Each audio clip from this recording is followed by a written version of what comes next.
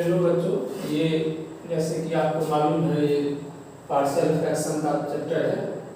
Question number 13, integration of 2 upon 1 minus x into 1 plus x square. यहाँ पर हम देखते हैं डिनोमिनेटर में एक तो लीनियर पॉलिनोमियल है और एक तो क्वाड्रेटिक पॉलिनोमियल है। इसको हम इस प्रकार से सपोज करेंगे, let 2 upon 1 minus x into 1 plus x square equal to a upon 1 minus x plus bx plus c upon 1 plus x square.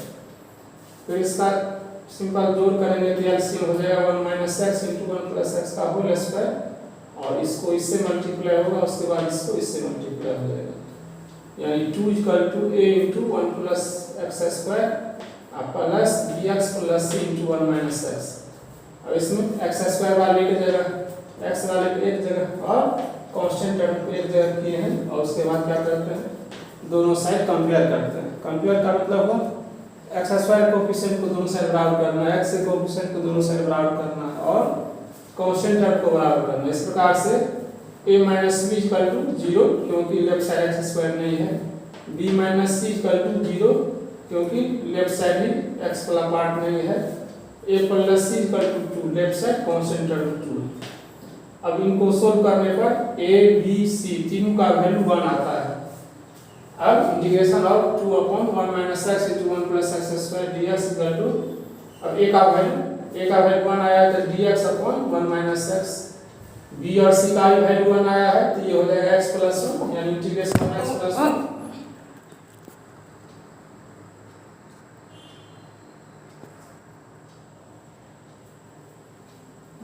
b और c का भी वैल्यू 1 आया है, इस प्रकार से ये हो जाएगा x plus 1 by 1 plus x square. अब ये dx बाय 1 माइनस एक्स, अब इसमें देखिए इसको अलग अलग करेंगे x बटा एक्स स्क्वायर प्लस 1। अब यहाँ पर हम 2 से मल्टीप्लाई भी और 2 से डिवाइड भी करेंगे क्योंकि 2 से मल्टीप्लाई करने पर इसका डिफरेंशिएट करने पर ये आ जाता है, इसीलिए नीचे भी 2 से मल्टीप्लाई और ऊपर भी 2 से मल्टीप्लाई। ये 1 बाय 1 यानी यहाँ 1 हुआ dx by x square plus 1। इसका इंटीग्रेशन होगा तो इसका होता है log ऑफ 1 माइनस एक्स और x का कोएफिशिएंट -1 है इसीलिए हम माइनस कर देंगे। इसका log of x square plus 1, इसका integration log of x square plus 1 और इसका tan inverse x plus c। इस प्रकार से ये कंप्लीट हो गया। x -1 अपॉन x प्लस 2 का होल स्क्वायर। इस प्रकार के टर्म को इस तरह से सपोज करते हैं, x -1 बटा x प्लस 2 का होल स्क्वायर बराबर a बटा x प्लस 2 प्लस b बटा x प्लस 2 का होल स्क्वायर। फिर सिंपल बिन जोड़ a से x प्लस 2 और b से केवल b रहेगा। अब लेफ्ट साइड है 3x -1, राइट साइड ये हो गया। अब कंपेयर करेंगे दोनों साइड, तो a के जगह पर इधर है 3 यानी x का कोएफिशिएंट इधर a इधर 3 तो a equal to 3। Constant term है 2a plus b, right side left side -1 2a plus b -1।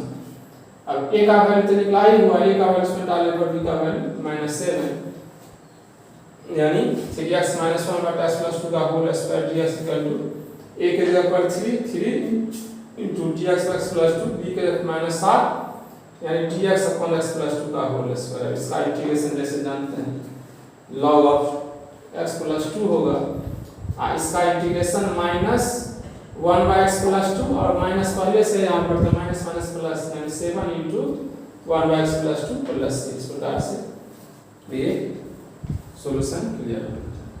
Hello बच्चों, ये जैसे कि आपको मालूम है ये पार्शियल फ्रैक्शन का चैप्टर है।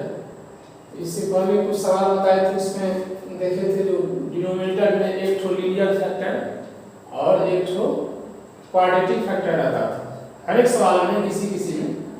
यहाँ एक दूसरे टाइप का है, सबसे अलग टाइप का है जो अभी तक बता चुके हैं। यहाँ पर डिनोमिनेटर में 2 ठो क्वाड्रेटिक फैक्टर है, एक एक्स स्क्वायर प्लस 1 और दूसरा है एक्स स्क्वायर प्लस 3 और ऊपर में 2x dx।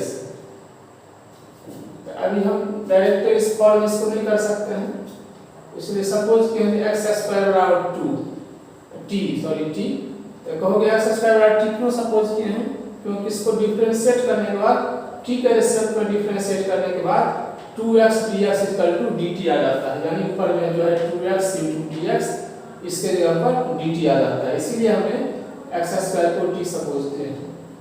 अब तो 2x dx की जगह पर dt आ गया और x स्क्वायर की जगह पर t सपोज किया, तो ये हो गया t + 1 into t + 3। अब आपका सबसे सिंपल फॉर्मेट में आ गया फ्रैक्शन चैप्टर में।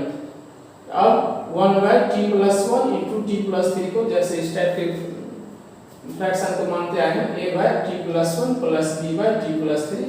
अब जैसे कि इसको सिंपल एडिशन करेंगे तो दोनों डिफरेंट है, तो इसका एलसीएम जैसे कि जानते हैं दोनों का मल्टीप्लाई हो जाता है और इसका विंडोर करने पर a + b into t, a into t + 3, b into t + 1। अब इसको अलग अलग करेंगे यानी t को एक तरफ, t के वाला पार्ट को एक तरफ, बिना t वाले पार्ट को एक तरफ। ये आ गया a + b into t + 3a + b और राइट लेफ्ट साइड में है 1। अब कॉरेस्पॉन्डिंग कंपेयरिंग बोथ साइड, मतलब दोनों साइड को कंपेयर करेंगे, तो कंपेयर करते हैं तो t के कोफिशिएंट और t के कोफिशिएंट को इक्वल करते हैं कांस्टेंट टर्म को इक्वल करते हैं। इस प्रकार से a + b = 0 और 3a + b = 1 आ जाता है। इसको सोल्व करने पर b = -½ और a = ½ ये आसानी से हो गया। और dt/t + 1 into t + 3 = ½ integration of dt/t + 1 -½ integration of dt/t + 3। इसका log t + 1 और इसका log t + 3, तो ½ log t + 1 -½ log t + 3 + c।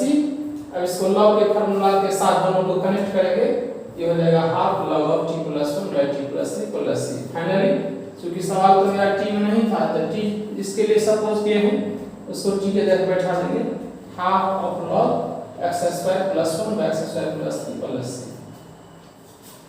Next question है, देखिए इस टाइप का क्वेश्चन है dx x into x की पावर 4 - 1।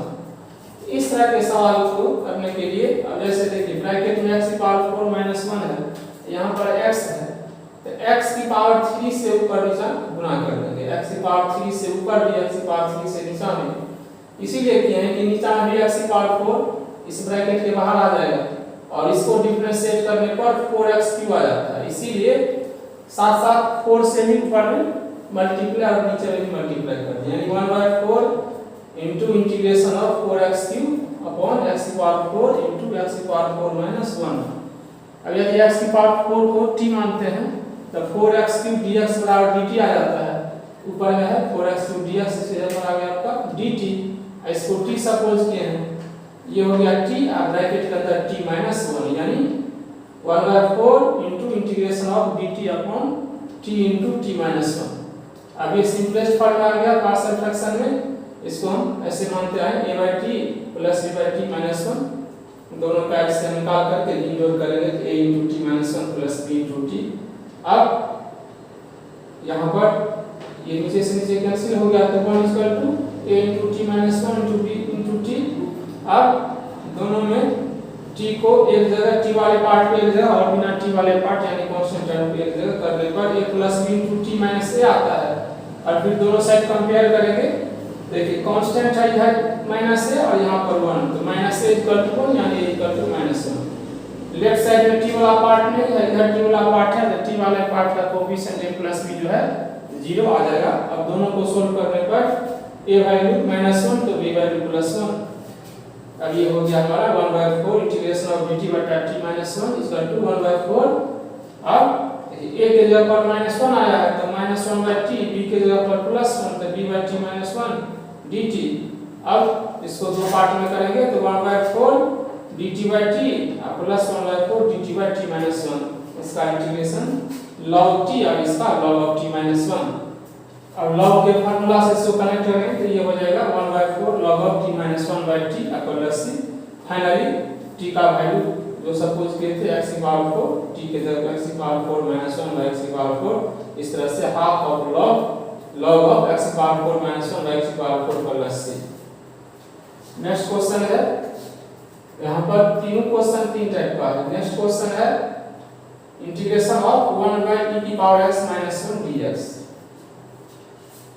अब जैसे कि जानते हैं ex का डिफरेंशिएट करने पर ex से आता है और यहाँ पर ex - 1 है, तो यहाँ पर ex होना चाहिए था, ex को कुछ सपोज करेंगे तो EX तो यहाँ पर नहीं है, इसके लिए क्या किया हम EX से ऊपर भी गुना और नीचे भी गुना।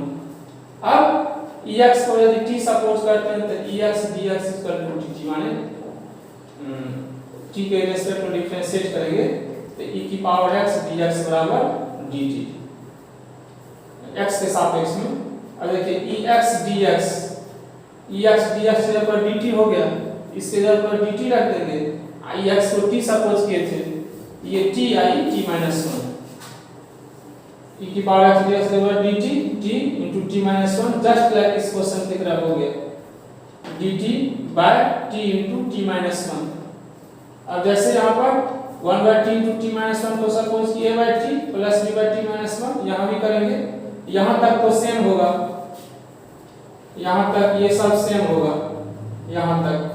अब यहाँ पर 1 by 4 नहीं है तो इसको हम लिखेंगे, देखते हैं dt by t माइनस है तो माइनस dt by t, ये 1 by t minus 1 यहाँ पर है तो dt by t minus 1, इसका log of t minus 1 और यहाँ पर माइनस log t।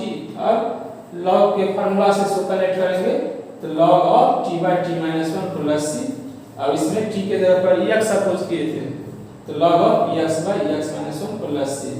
यहाँ पर केवल 1 by 4 नहीं है, बाकी सब कुछ मिलता जुलता है, इसीलिए हम डायरेक्ट इसको यहीं से हम लिखना शुरू किए हैं। इस प्रकार से ये log of ex बटा ex minus 1 प्लस c, ये आसानी था, सॉरी खाली टेक्निक अपनाना है। ठीक है, धन्यवाद। नेक्स्ट क्वेश्चन है integration of dx upon x into x की पावर n प्लस 1। यहाँ पर इस फैक्टर का डिग्री जो है यहाँ पर इसका n का वैल्यू ज्ञात है, अब 2 है कि 4 है कि 5 है अननोन है। तो इस तरह की क्वेश्चन के लिए हम करते हैं क्या, साइड में जो है x तो इसका पावर भी n करते हैं। इसका पावर n करने के लिए क्या करेंगे, x की पावर n माइनस 1 से इसमें मल्टीप्लाई, नीचे भी मल्टीप्लाई ऊपर भी मल्टीप्लाई करें। इसीलिए करते हैं किसी भी फ्रैक्शन में या किसी भी संख्या में समान टर्म से गुना कर दिया और भाग कर दिया कोई फर्क नहीं पड़ेगा। इसीलिए इसको यदि हम x की पावर n माइनस 1 से मल्टीप्लाई करेंगे तो ऊपर भी x की पावर n माइनस 1 से मल्टीप्लाई करेंगे तो ऊपर में हो गया x की पावर n माइनस 1 dx और यहाँ पर x into x की पावर n माइनस 1 तो ये x की पावर हो जाएगा n। अब आगे हो गया x की power n minus 1 dx upon x की पावर n into x की पावर n प्लस 1। इसीलिए x की पावर n से मल्टीप्लाई किए हैं, x माइनस 1 से मल्टीप्लाई किए हैं, ऊपर में हो गया x माइनस 1 और नीचे में है पावर x प्लस 1। इसको डिफरेंशिएट करने पर ये x की पावर n माइनस 1 में एक टर्म आ जाएगा, यानी x की power n minus into dx में x की power n minus 1 into dx में एक रिलेशन आ जाएगा। डिफरेंशिएट करने पर dt equal to n into x की power n minus 1 dx। n क्या हुआ, डिफरेंशिएशन क्या होता है, पावर से मल्टीप्लाई हो जाता है और पावर एक घट जाता है। तो पावर था n से मल्टीप्लाई हो गया, n में से घट गया n माइनस 1, यानी dt equal to n into x की पावर n माइनस 1 dx। अब यहाँ पर x की पावर n माइनस 1 dx है, n भी आ गया है, n को हटाने के लिए हम दूसरे साइड ले लेंगे हटा करके, तो ये मल्टीप्लाई में है तो बटा में हो जाएगा, यानी x की power n minus 1 dx equal to dt by n। अब इसके जगह पर हो गया dt by n t plus 1। अब ये सिंपलेस्ट फॉर्म हो गया पार्शियल फ्रैक्शन का, इसको हम सपोज करते हैं a by t और plus b by t plus 1। Simple इसका एडिशन करेंगे इस फॉर्म में आएगा, a से इंटू t प्लस 1, b से t, b इंटू t।